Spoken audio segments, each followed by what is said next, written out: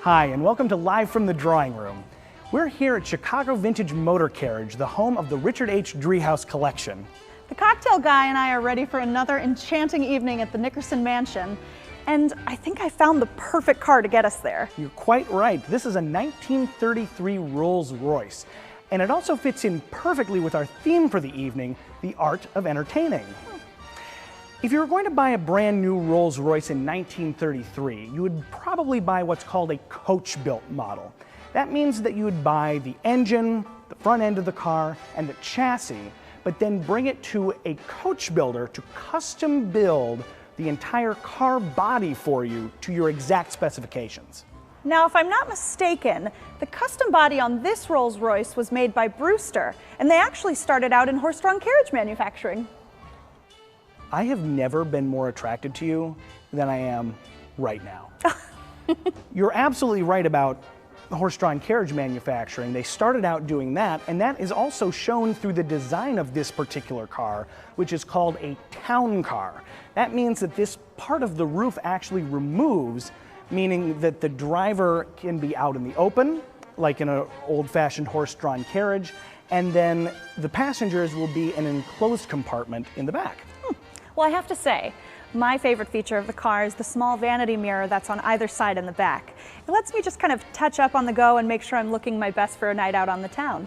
Right, and there are other fun features like 2 jump seats in case you're entertaining more guests, and a cigar holder and a cigarette holder, and even this intercom button for if you wanted to speak with the driver through the partition of the town car.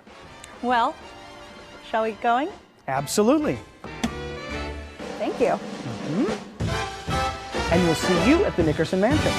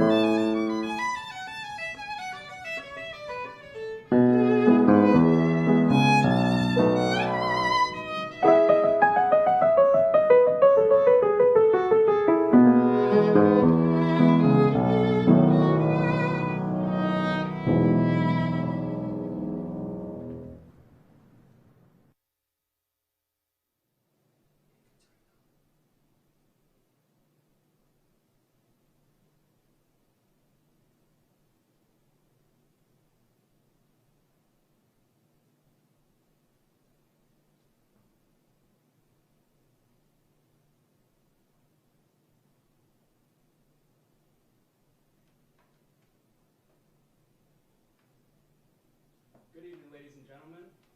Welcome to the drawing room at the Richard H. Driehaus Museum here in Chicago. Thank you all so much for tuning in to our broadcast. This has become somewhat of a regular thing. This is the 4th time we've done this program, and we have a very exciting program for you tonight.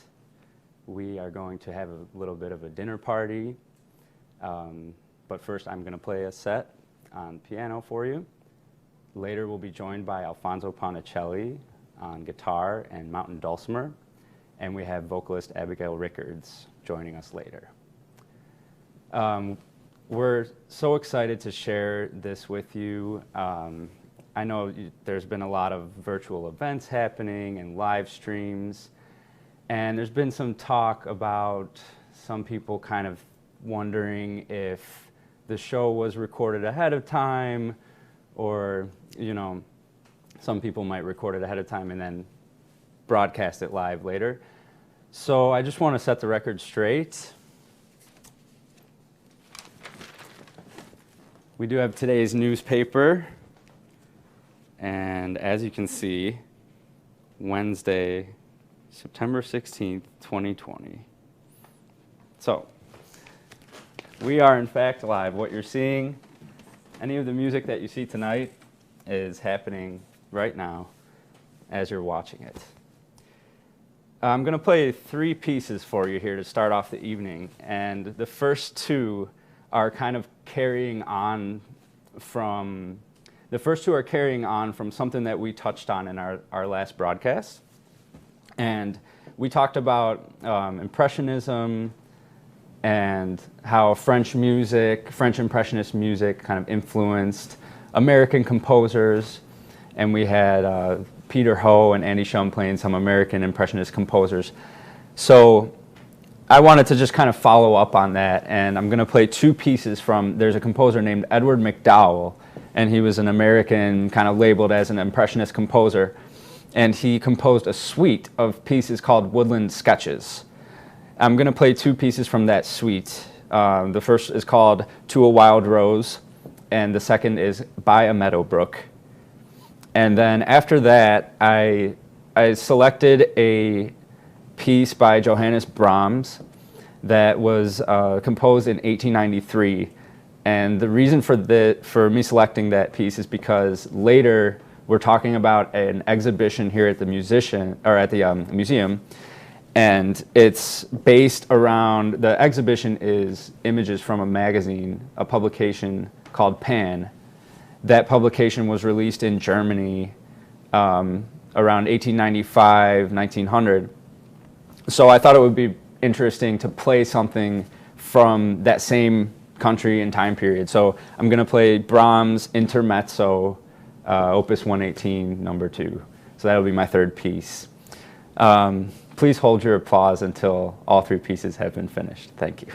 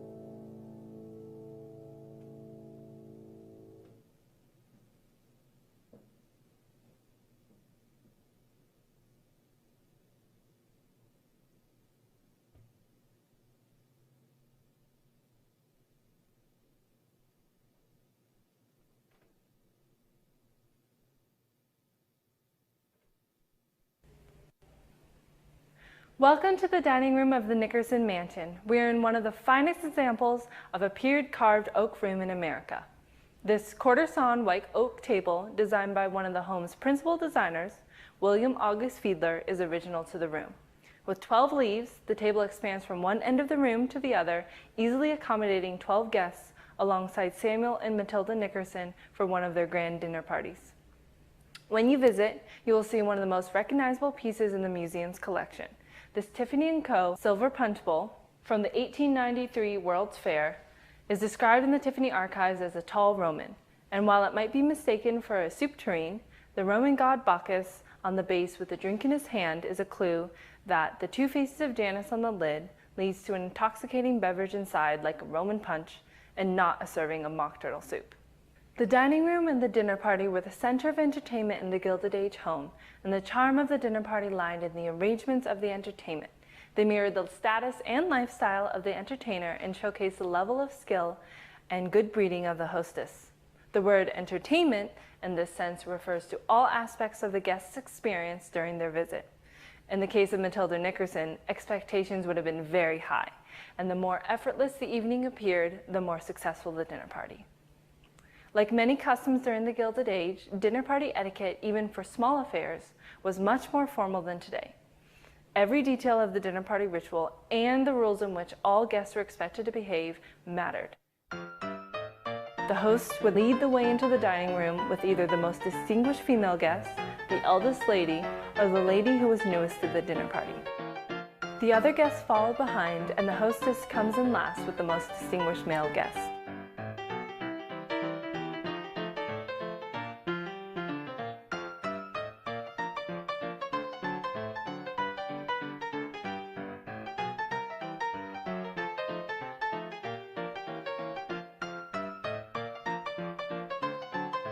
The dining room was not only a place for socializing, but was also a place for influence.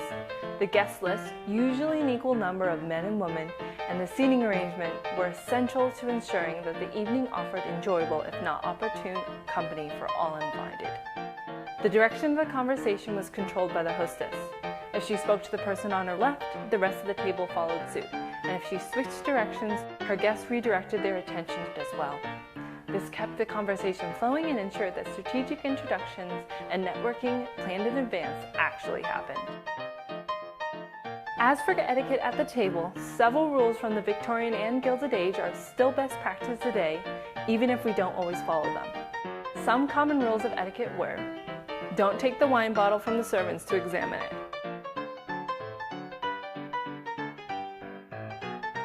Soup should be sipped from the side of the spoon, and never put the entire spoon in your mouth or slurp from the bowl.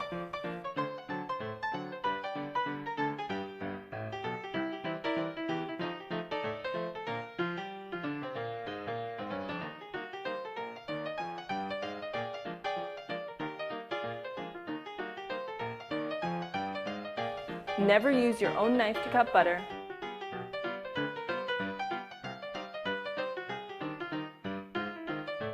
There's a specific knife for that. Finally, do not cut kernels of corn off with a knife. Use your hands.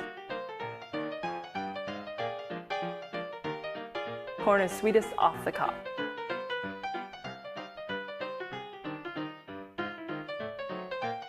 Let's head back to the drawing room now, where we have our second act of the evening.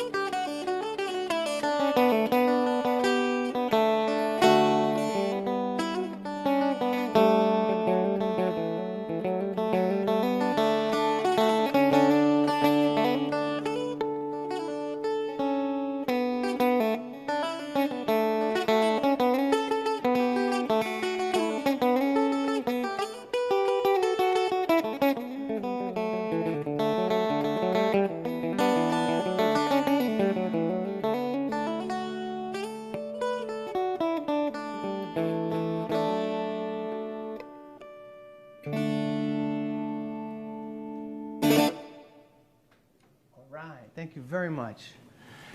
This is the mountain dulcimer. Mountain dulcimer is America's indigenous instrument, and proud to say I've been able to drive around and perform in people's homes, in front of people's homes, with my gypsy wagon, traveling around on the northwest suburbs safely playing. And we have our own electricity in the wagon, and I'm playing one more short song for you on my guitar. I'd like to thank everyone here at the Treehouse Museum.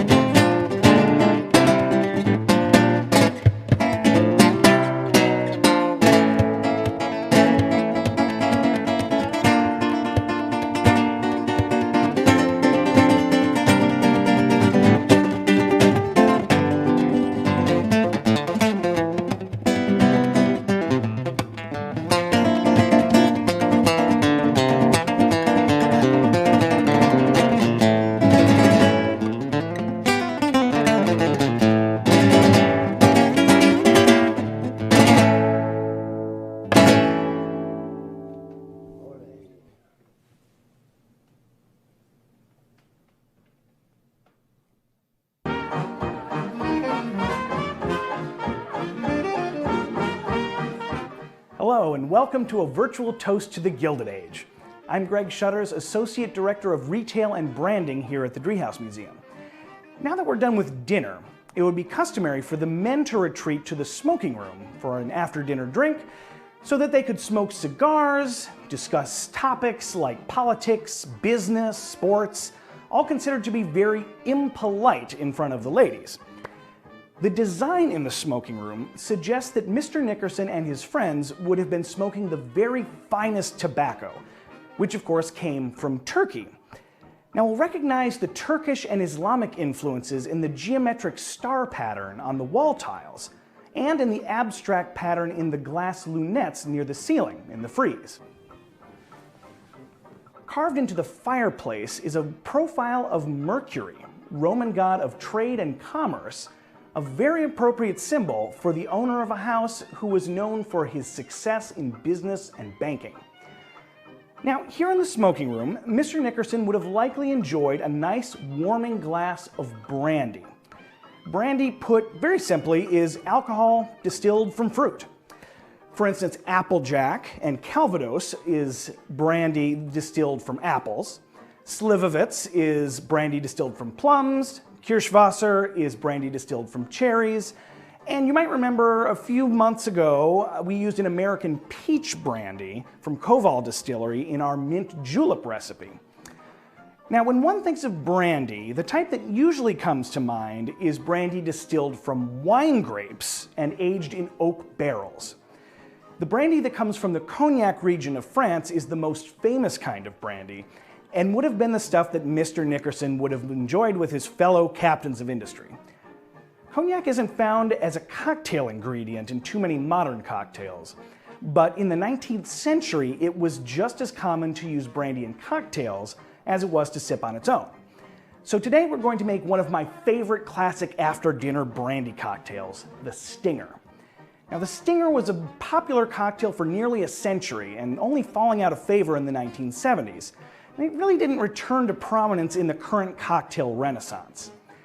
This might be because if you make a bad Stinger, it can taste a bit like toothpaste.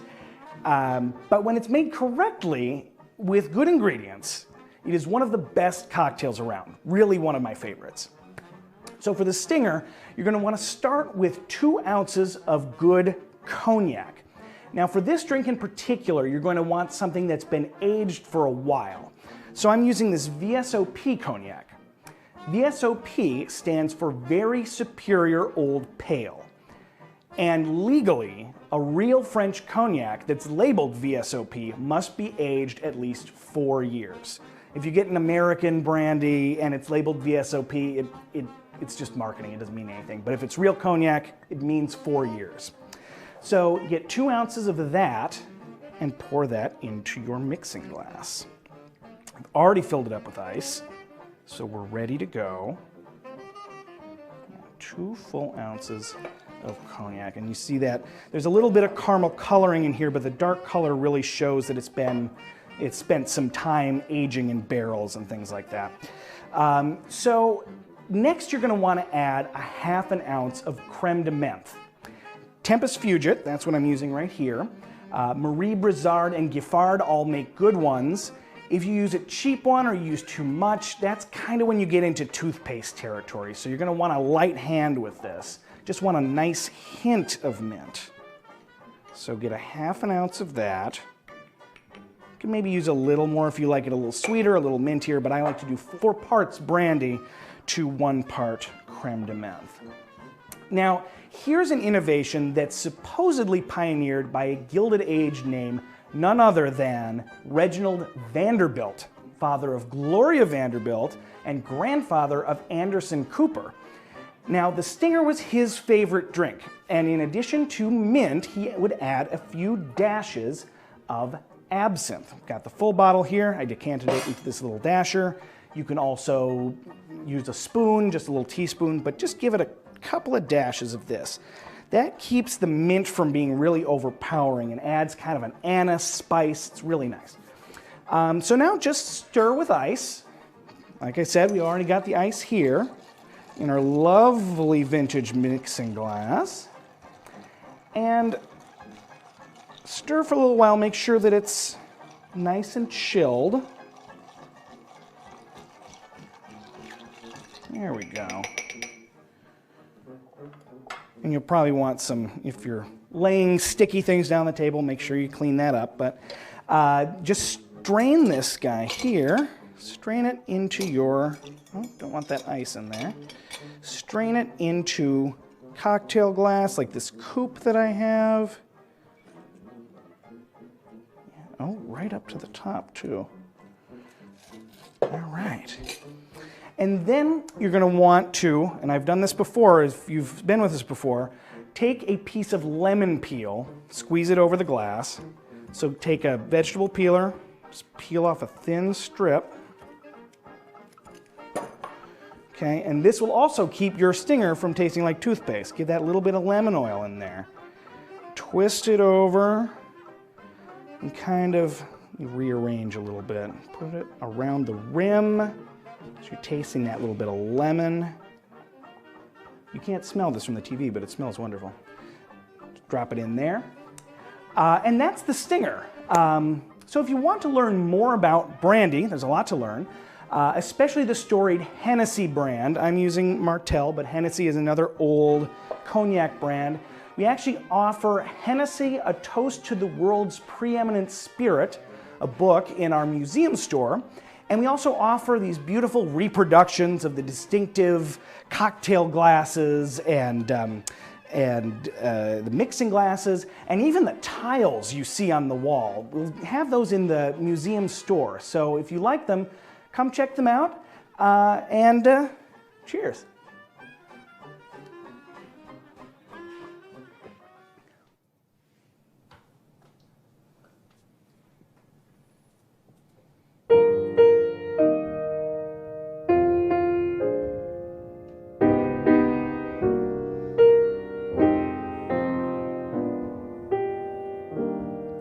I need your love so badly. I love you oh so madly. But I don't stand a ghost of a chance with you.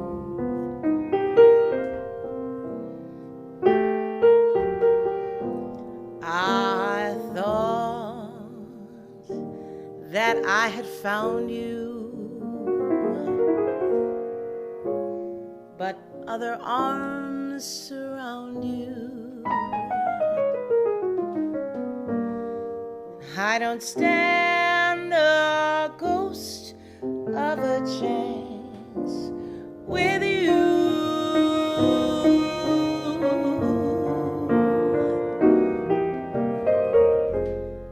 If you'd surrender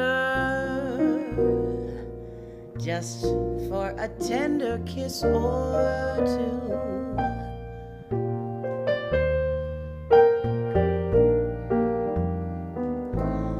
you might discover I am the lover who was meant for you. I'll be true. So what's the good of all my scheming? I know I must be dreaming, 'cause I don't stand a ghost of a chance with you.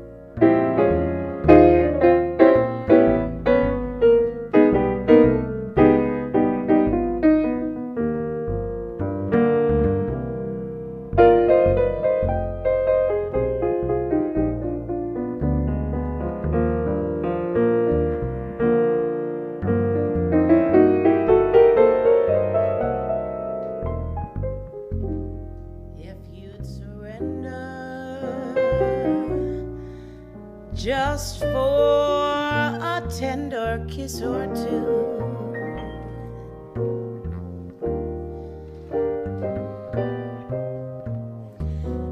you might discover I am the lover who was meant for you. I'll be oh so true. So what's the good of all my scheming?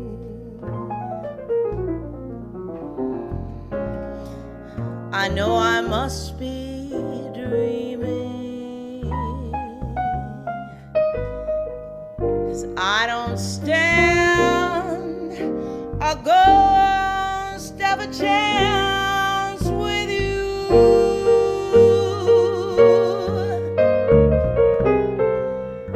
No, I don't stand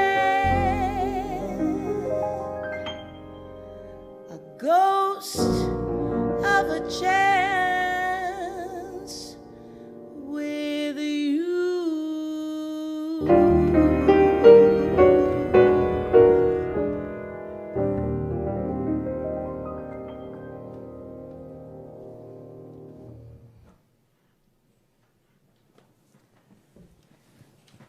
That was called Ghost of a Chance.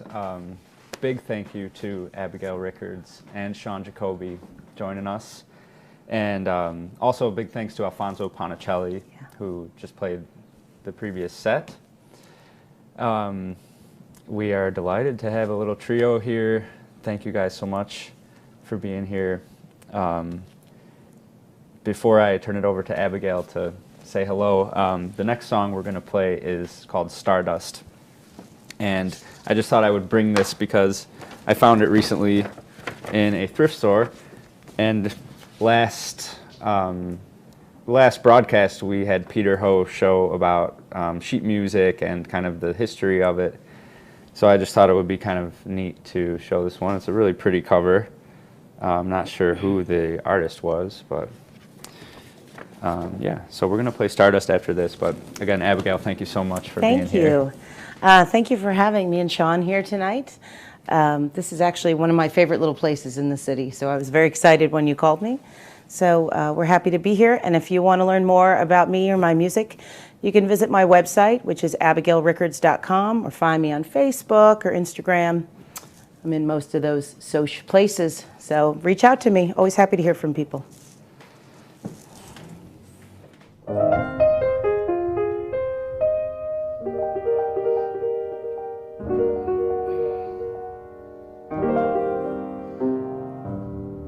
And now the purple dusk of twilight time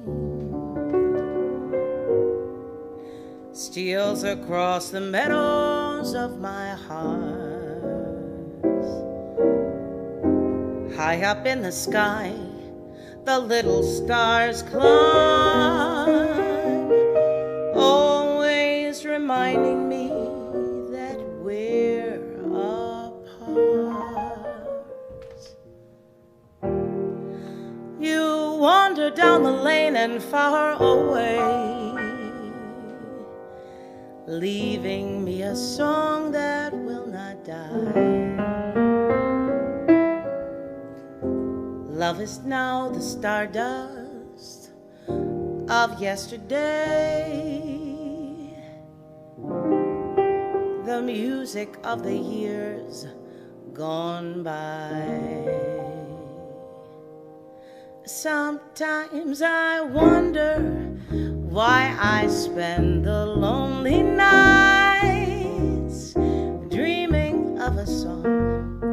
The melody haunts my reverie, and I am once again with you when our love was new and each kiss an inspiration. But that was long ago, and now my consolation's in the stardust of a song beside a garden wall where stars shine bright. You are in my arms. The nightingale tells his fairy tale of paradise where roses bloom, though I dream in vain. In my heart it still remains my stardust melody, the memory of love's refrain.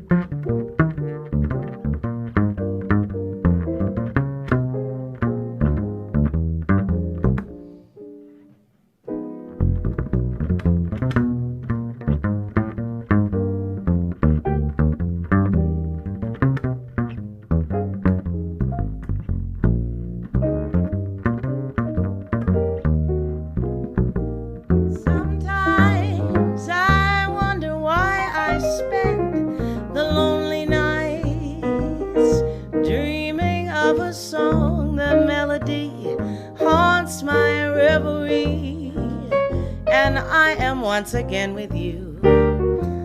When our love was new, and each kiss an inspiration. But that was long ago. Now my consolation's in the stardust of a song beside a garden wall where stars shine bright. You are in my arms, a nightingale tells his fairy tale of paradise where roses bloom, though I dream in vain. In my heart it still remains my stardust melody, the memory of love's refrain, though I dream in vain. In my heart it still remains my stardust melody, the memory of love's refrain.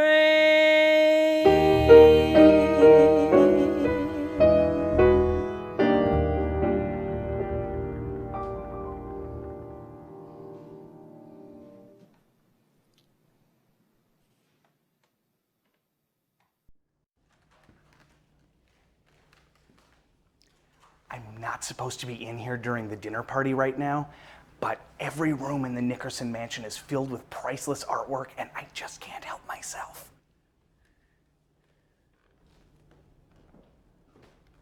Oh, Greg, what are you doing? I'm sorry. I just had to see the new Pan exhibition. Well, may I join you? Oh, yeah, absolutely. We just reopened this month, and we're so excited to have this exhibition on view for our visitors. Yeah, I'm looking for a very specific woodcut. Otto Ekman's Night Herons? Hi.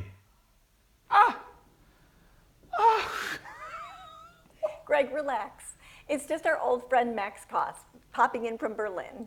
Oh, well, that's fantastic. Hi. Max is the world's foremost Pan scholar, and he will be here in October to talk about this exhibition with us. Oh, fantastic. So, hi, Max. Hi, Anna. How have you been since you left Chicago? I've been doing well. Thanks for asking. Well, it's great to see you. We are happy that you came by tonight. If you could just tell us tonight, before the big lecture in October, how does our presentation of Pan, coupled with the companion exhibition, William H. Bradley, and the chapbook, help our audience understand what was happening in the world, cross continents, in art at that time period? I'd be delighted to. Thank you for having me. So my name is Max Koss. I'm an art historian, and I have recently completed a PhD here at the University of Chicago on the periodical Pan, which is the star of this exhibition. So I want to briefly consider this display of posters by William H. Bradley that the museum has organized to accompany the prints from Pan. And I want to sketch for you how we can relate them to each other and how we can think of them together. So there are two crucial points that need to be made. First, these posters date from 1894 and 1895. They thus appear at a moment that has come to be known as the golden age of the poster. In the 1890s, posters, which were usually advertisement in urban spaces, attained a level of artistic exquisiteness and splendor that they had never had before. It is during this moment that posters designed by figures such as Jules Chéret in France or Bradley in the United States became collectibles, which is why we can still enjoy them today. In other words, in the 1890s, something quite ephemeral is being transformed into something more lasting. And this echoes, I should add, the transformation that Pan brings to the genre of periodicals, elevating them from something, quite pedestrian to the level of art, really. Sure, sure. So things like, posters in magazines, these are traditional kind of throwaway items, but this movement kind of elevated it to a form of fine art. Kind of like our exhibition in 2017. La Fichomania. Yes, the Passion for French Posters. That is right, absolutely, yeah. So yeah, and the second crucial point I want to make about these posters relates to what they actually advertise, which are chapbooks. Max, what are chapbooks? Well, this continues this theme of ephemerality. So chapbooks are small books. They're born on the street as a popular genre, and one of their main features was their cheapness and their ephemerality. And with a history dating back to the 15th century, they are nearly as old as printed books themselves. They were containers for a variety of texts and of images, poems, ballads, religious and political tracts, stories, nursery rhymes, folk tales, all of that stuff. And with the advent of industrialization in the middle of the 19th century and a revolution in papermaking and print technology, chapbooks made way for a more orderly commercial publishing world, catering to all kinds of tastes, from the inexpensive to the luxurious. We therefore have to consider the return of the chapbook in the 1890s, not least here in Chicago, together with the golden age of the poster and the explosion of periodicals of all kinds as part of the same larger development. And the unofficial name for this larger development is that of the age of paper. And while the late 1890s marked the invention of the moving image, of the rapid spread of electricity, the appearance of the first motorized vehicles, in other words, of all those things we usually associate with 20th century modernity, the same technological development extended to the production of more paper in more varieties, in more degrees of different quality, ranging from cheap mass-produced paper to luxurious, indeed sensuous types of paper. And these underlying historical transformations were obviously picked upon, and they led to a creative urge to engage them as well. And some of you may know, for example, the pioneering work of the English artist, designer and typographer William Morris and his famed Kelmscott press. So the moment is marked by both a historical consciousness of the history of paper in general and of the book in particular. What genre do these two publications belong to, Max? That's a good question. Chapbooks were mostly a literary publication belonging to what literary scholars called the little magazines, and those proved key in developing new forms of literary writing. Pan, on the other hand, was a more inclusive publication.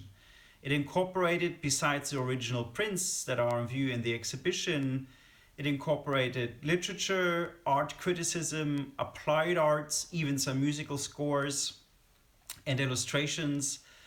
And so it is not entirely surprising to find in the pages of Pan, articles about posters, for example.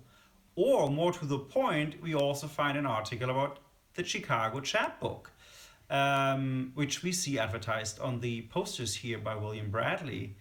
And the fact that one of these posters picks up the iconography of the god Pan by showing a figure playing the pan flute is then another indication of a truly international moment in the development of art and design. And that is obviously what we call Art Nouveau or Jugendstil in Germany. And so I want to conclude with the observation that this transnational, indeed transcontinental development is also a transmedial development. That is, we witness a highly effervescent moment in art making around the turn of the century, where art forms flourish because they are informed by the possibilities of other media. And at the center of this transmediality, I argue, stands print culture, for example, in the form of luxurious publications such as Pan. And indeed, looking at Pan today in the age of the digital reveals to us the enduring value of analog media and technology. And it is not by chance that zines, magazines, and periodicals not only continue to exist, but have had a creative resurgence over the past decade, not least fueled by technological advances. And this exhibition here reminds us that print and paper offer aesthetic experiences and hence an access to the world that only them can provide. And with that, I invite you to visit the exhibition and let yourself be impressed, pun intended, by the printed wonders of Pan. Thank you. Thank you, Max. Thank you for being with us this evening. We'll make sure everyone in the audience has an opportunity to hear Max's full lecture. Stay tuned to our social media, our website, and our e-newsletters for more information on how to sign up. Thank you, everyone, for joining us this evening and for all your support. We will be back in October with another episode of Chicago Smash Hit Live from the Drawing Room. And Greg, I think I hear an encore call for more music in the drawing room. Shall we go down? Yes, absolutely.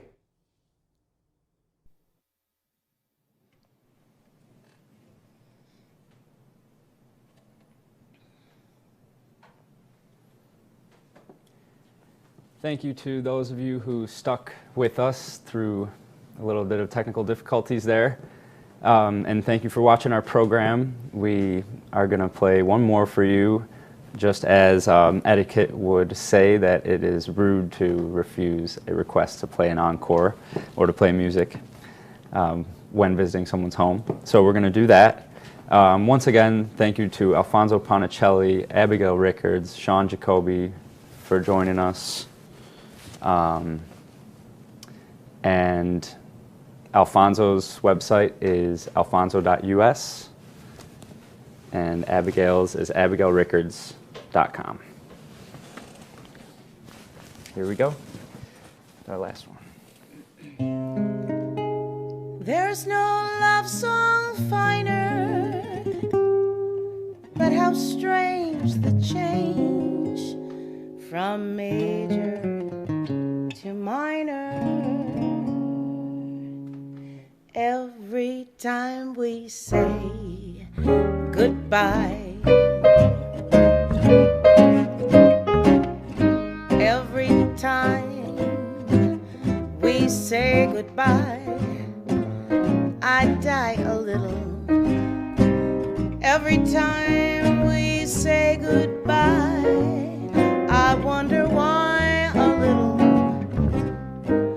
Why the gods above me, who must be in the know, think so little of me, they allow you to go.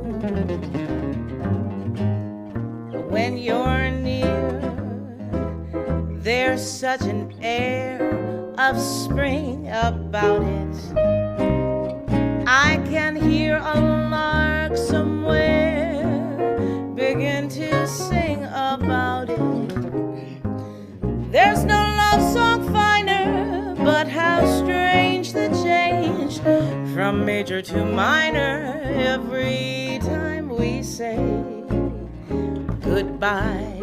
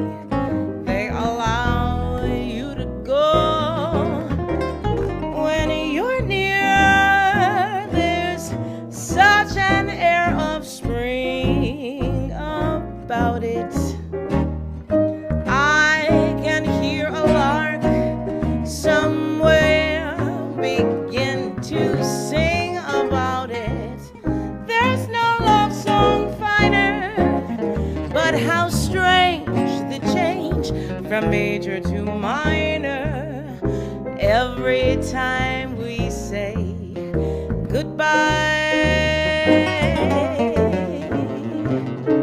Every time we say goodbye.